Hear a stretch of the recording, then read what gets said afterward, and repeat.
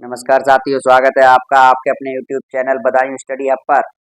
जैसा कि आप जानते हैं, मैं अमन कुमार उपाध्याय आपके लिए लेकर आया हूँ एक बहुत ही शानदार सा कॉन्सेप्ट डायरेक्ट इनडायरेक्ट के ऊपर। देखिए, हमारे चैनल पर एक्टिव पैसिव से संबंधित एक बहुत ही शानदार सीरीज चलाई गई थी। उसमें 10 एक्सरसाइज पूरी हो चुकी थी और मैंने उसको वही रोक दिया है। आगे रिवीजन के तौर पर अगली एक्सरसाइजें आएंगी, लेकिन आज मैं लेकर आया हूँ आपके लिए डायरेक्ट इनडायरेक्ट से संबंधित बहुत ही शानदार सी एक्सरसाइज। ठीक, देखिए, ध्यान दीजिए। Reporting direct indirect. सबसे पहले तो हमारी ये बात है कि डायरेक्ट क्या होता है, इनडायरेक्ट क्या होता है। डायरेक्ट क्या होता है, इनडायरेक्ट क्या होता है। सबसे पहली बात तो ये डायरेक्ट प्रत्यक्ष, डायरेक्ट है प्रत्यक्ष और इनडायरेक्ट है अप्रत्यक्ष। आप इसे समझिए। नैरेशन का मतलब होता है वर्णन करना। क्या होता है? वर्णन करना।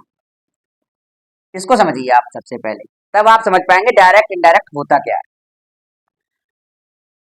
किसी ने कोई बात कही, यानी कहने वाला होता है। कहने वाला, जो कहने वाला है उसे हम हिंदी में कहते हैं वक्ता, बोलने वाला। उसी को इंग्लिश में कहते हैं स्पीकर। जो कहने वाला है उसने कोई बात की और उसी के शब्दों में कह दी, वो होगी आपकी डायरेक्ट, यानी प्रत्यक्ष। और उसकी बातों को अपने शब्दों में कहा, वो हो गया आपका अप्रत्यक्ष यानी इनडायरेक्ट। इसको परोक्ष भी कह सकते हो। ठीक, सबसे पहली बात तो ये आप ऐसे मान के चलिए कि डायरेक्ट इनडायरेक्ट नैरेशन की एबीसी है। एबीसी आप समझते ही होंगे, इंटर क्लास में इडियम्स एंड फ्रेजेज हैं, उसमें एबीसी। एबीसी मीन्स होता है किसी चीज का शुरुआती ज्ञान। आपको शुरुआती ज्ञान होगा तभी तो आप आगे बढ़ पाएंगे। जब शुरुआती ज्ञान नहीं है तो किसी चीज का आगे कैसे बढ़ पाएंगे। तो सबसे पहली बात इसको ध्यान दो। डायरेक्ट प्रत्यक्ष, इनडायरेक्ट अप्रत्यक्ष। नैरेशन वर्णन करना, यानी डायरेक्ट नैरेशन, इनडायरेक्ट नैरेशन। ठीक, इसे रिपोर्टिंग भी कहते हैं। क्या कहते हैं? रिपोर्टिंग। रिपोर्टिंग। नैरेशन की जगह कुछ किताबों में रिपोर्टिंग भी लिखा होता है। Direct reporting, reporting, indirect reporting. ठीक, आपको ये बात तो समझ में आ गई होगी। नैरेशन, और कुछ कुछ किताबों में स्पीच भी लिखा होता है। स्पीच, स्पीच भी लिखा होता है। ठीक, तीन बातें, लेकिन ज्यादातर नैरेशन लिखा होगा। क्या लिखा होगा? नैरेशन। शुरुआत क्या है हमारी, जो हम सीख रहे हैं वो क्या है आज? एबीसी। ठीक है, कहने वाला कौन होता है? वक्ता। वक्ता कहने वाला है। आगे बढ़ते हैं हम। सबसे पहली चीज, एक सेंटेंस लिखते हैं। क्या करते हैं? एक सेंटेंस लिखते हैं। हमने सेंटेंस लिखा, he said to me, comma, inverted comma, begin, I am going to home. ठीक, inverted comma close, full stop पहले लगेगा, इन्वर्टेड कॉमा उसके बाद क्लोज होगा। ठीक है, he said to me I am going to home. देखो, इसमें दो बातें, ये रिपोर्टिंग वर्ब है, ये इसे रिपोर्टिंग क्लाउज भी कहते हैं। रिपोर्टिंग वर्ब इसे क्लाउज भी कहते हैं, CLAUS, क्लाउज। क्लाउज कैसे कहते हैं? देखो, सुनो, ध्यान दीजिए। जो इसमें सैड शब्द है, जो सैड शब्द है वो रिपोर्टिंग वर्ब का काम कर रहा है। कुछ किताबों में ऐसा होता है कि इस पूरे को ही रिपोर्टिंग वर्ब कह देते हैं। कुछ किताबों में क्या होता है, इसे कहते हैं रिपोर्टिंग क्लाउज। इसको, ये रिपोर्टिंग क्लाउज है यहाँ से यहाँ तक। ठीक, ये जो ब्रैकेट के कॉमा के अंदर है, इन्वर्टेड कॉमा के अंदर लिखा हुआ है, ये आपका रिपोर्टेड स्पीच है। क्या है? Reported speech. सबसे पहली बात तो यही है कि रिपोर्टिंग वर्ब और रिपोर्टेड स्पीच क्या है। उसके बाद दूसरी बात ये है, आपको ये पता हो कि रिपोर्टिंग वर्ब होता क्या है और रिपोर्टेड स्पीच होता क्या है। रिपोर्टिंग वर्ब जो होती है, वर्ब का मतलब क्रिया, तो इसमें वर्ब क्रिया आप दिख रही है, सैड दिख रही है, ये तो होना बहुत ही जरूरी है। रिपोर्टिंग वर्ब जो होता है वो कोई बात बताता कहता है, मतलब उसमें ऐसा लिखा होता है कि किसी ने कुछ कहा, किसी ने कुछ कहा।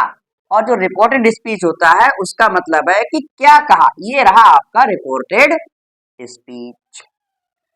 ठीक, सबसे पहली बात रिपोर्टिंग वर्ब, रिपोर्टेड स्पीच। जब हम उसका बदलाव करते हैं, जो डायरेक्ट सेंटेंस लिखा होता है, जो डायरेक्ट सेंटेंस लिखा होता है उसमें कुछ बातें होती हैं। कौन कौन सी बातें होती है? सबसे पहली बात तो रिपोर्टेड स्पीच इन्वर्टेड कॉमा के अंदर लिखा होता है। ठीक, ये रिपोर्टेड स्पीच जो होगा वो कॉमा के अंदर लिखा होगा। दूसरी बात, इसमें जैसी बात कही गई है सेम लिखी होगी, सेम लिखी हो, सेम सेम लिखी होगी। कहने का मतलब है जो पहले बात कही गई है वही तो लिखी होगी। इसको हम चेंज करेंगे जब, तब उसको बदलेंगे। तो इसमें कई सारे बदलाव भी होते हैं। उन बदलावों के लिए आपको ध्यान रखना पड़ेगा कि हमें बदलाव कैसे करना होता है।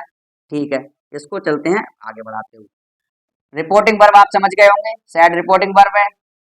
कभी कभी पूरे सेंटेंस उसको इसको रिपोर्टिंग क्लाउज को ही सैड रिपोर्टिंग वर्ब कह देते हैं, लेकिन वास्तविकता ये है कि ये रिपोर्टिंग क्लाउज है और ये रिपोर्टिंग वर्ब है। ठीक, क्लाउज यानी उपवाक्य। आगे बढ़ जाता हूं अब मैं बनाता हूं इसका इनडायरेक्ट। इनडायरेक्ट कैसे बनाएंगे? देखो, he said to me, said to को चेंज कर देते हैं टोल्ड में, he told me. That, that हमें जब इनडायरेक्ट बनाएंगे तो दैट भी लगाना है। दैट क्यों लगाना है? दैट से ही तो इसको हम जोड़ रहे हैं। संयोजक कहते हैं इसे, इंग्लिश हिंदी में कहते हैं संयोजक और अंग्रेजी में कहते हैं कंजक्शन। कंजक्शन, कंजक्शन, कंजक्शन का मतलब जोड़ने वाला, संयोजक है।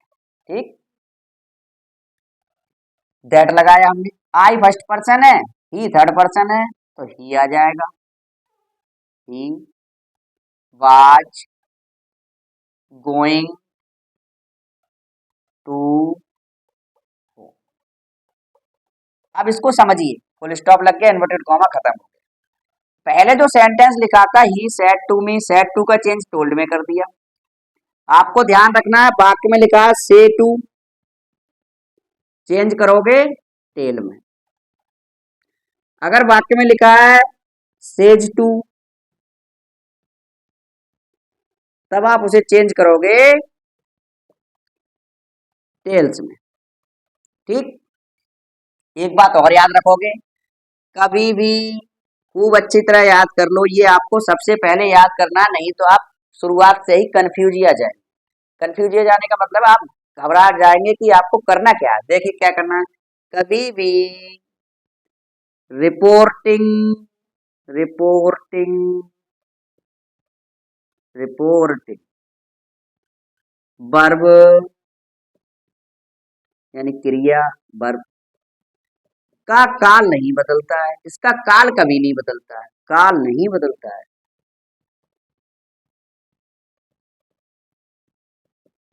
इसका कभी भी काल नहीं बदलता। सेड टू को हमने टोल्ड लिखा, से टू को टेल लिखा, सेज टू को टेल्स लिखा। ठीक है। और भी होती हैं, उनको सबको मैं आपको डिटेल में बताता चलूंगा जब सेंटेंस आते जाएंगे।